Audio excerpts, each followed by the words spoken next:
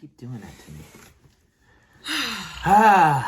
I'm David Farkas from Aquatics Water Polo. This is another episode of No One's Gonna Watch This. No one at all. So Absolutely no one's gonna watch this. Except our moms. Again. And again, my mom will not. This episode is about center of attention. And we talked earlier about the focus on, in episode 2, on the games. Focus on the games instead of where it should be, is focus on development and the practice.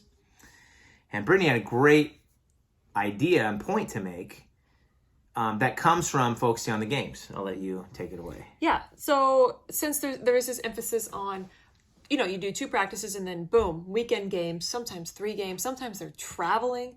I mean, sometimes they'll go out of state and stay. And then we're talking youth. Vegas. Always want to repeat that. We're talking youth sports. One of my things is if you're waking up at 6 a.m. in Vegas to go watch a dancing competition, you may want to rethink your life decisions. Okay, here we go. But speaking of which, we have a couple games this weekend. If you're waking up at 6 a.m. Vegas to go to the pool and hang out, that's different. A different situation. Spend time with your family. No, so yeah, so this. Okay, sorry. Are we gonna go to Vegas? Fine, Vegas. Come on, there's better.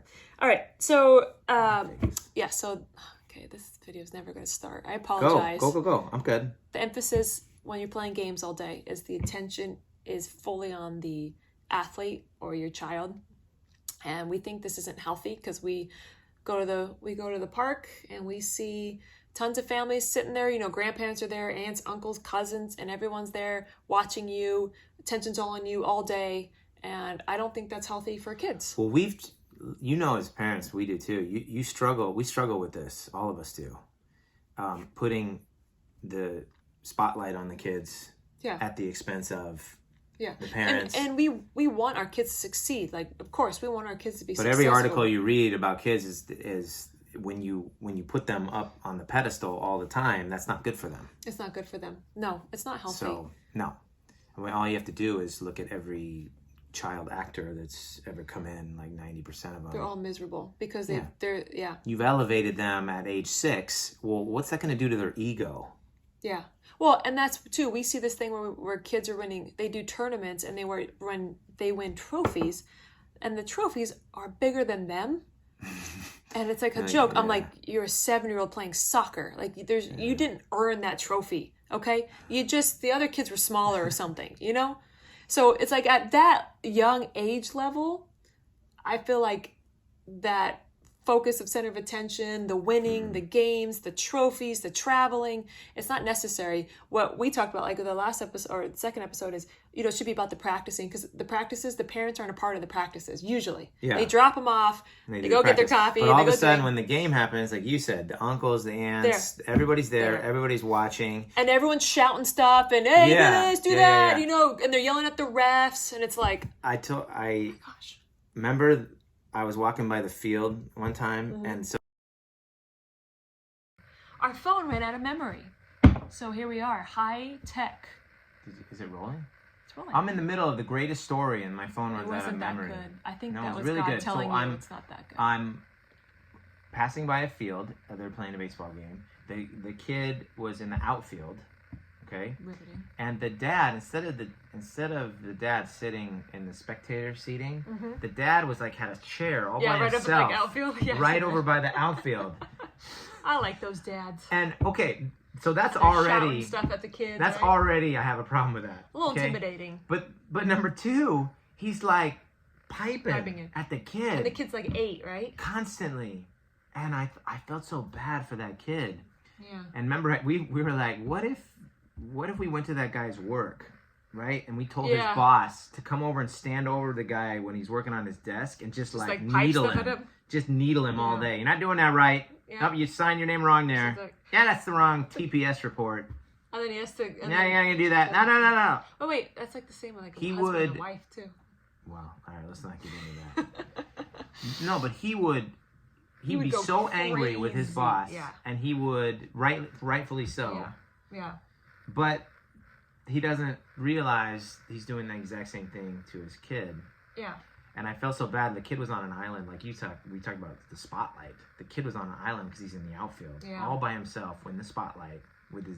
Well, and think about now in the kid's head, he has to do something amazing. He has to score. He has to hit a home run. He has to do an amazing play. And he knows if he doesn't do something amazing, he's going to hear about it. Yeah, and he's going to disappoint his dad. And his dad, I don't think, is meaning for him to do that. No. That's just what happens, because when someone's sitting there going, do something amazing. Well, when the kids go up to bat, they play like Bad to the Bone on the way up. It's like, and then just like a 6-year-old walking up to bat. Dragging his bat and his pants are too big. Or it's some like ACD. Black and black! I suck a dog!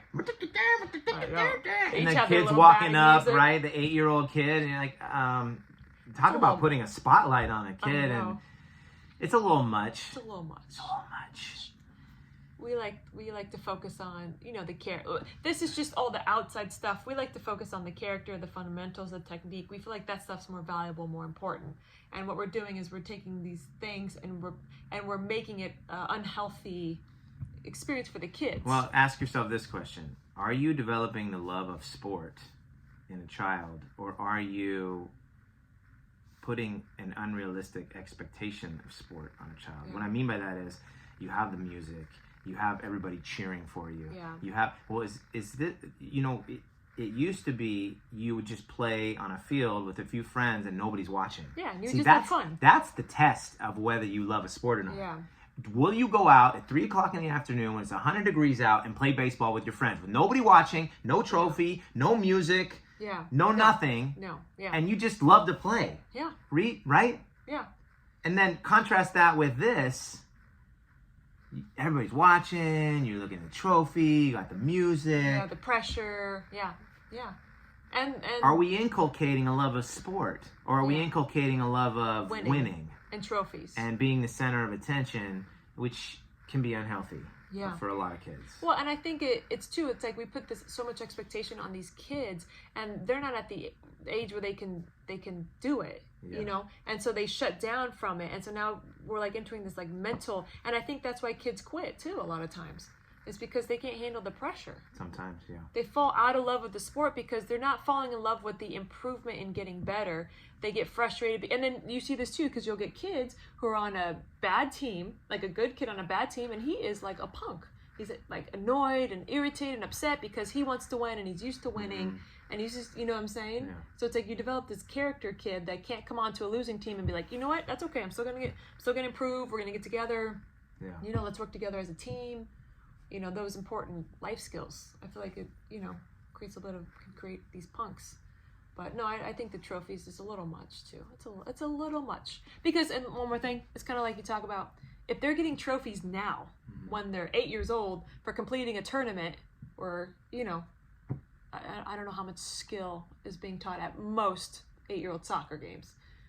But if they're getting trophies now, what happens when they start to get older and they end up on a team that's not quite as good, and they're not getting trophies, right? When they're 8, they're up here. They're getting trophies. Everybody loves them. Everybody's telling them, oh, you're so good. You're so amazing. And then all of a sudden, maybe they stop improving, and then they start to go downhill. And then now you have these kids that, mentally are starting to shut down and check out because they've already reached a high point in their life. And then you got to hire a therapist for $180 an hour to convince them they love it, rewire their brain. So we're trying to prevent that. Try not to make your kid the center of attention with the sports. It can be unhealthy and something to watch out for. Yeah, just remember, sports is so great. It's so fun. It can be such an amazing family bonding thing. It's so much. Our kids are in sports. We love watching them improve. It's so much fun, but we just want to keep it. What we're saying can be unhealthy, and we don't want kids to shut down. And so that's why we're doing these, is to try and remind parents. Remember, you were a kid once. And when we're reminding parents, we're also reminding ourselves. Yeah. This is not a you thing. No. This is an us thing. Yeah. This is all of us trying to do what's best for our kids. Trying to be good Trying parents. to be thoughtful about what we're doing. Trying to raise good kids. Take some elements that worked from prior years and bring them up to right now for some things that right now maybe aren't working quite as well. And see, we're fortunate because we've coached for so long, and now that we have kids, we've seen both sides. Right. We've But been we're susceptible to all the things Absolutely. everybody is. Of course, I want my And so, daughter to pin the kid in jiu-jitsu and make him take of course. Of course so I do. Especially when it's that's a boy. why this is so important Love for us to talk about. Just think about these things. Yeah. Get ahead of them. We want our kids to be healthy and happy.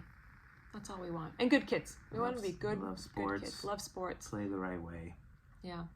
That was a good one. All right. Not bad. For episode 4. From Shaquatics Water Polo, I'm David Farkas. I'm Brittany Farkas. See you next time. Oh, it's such a good tagline. Really. It never gets old.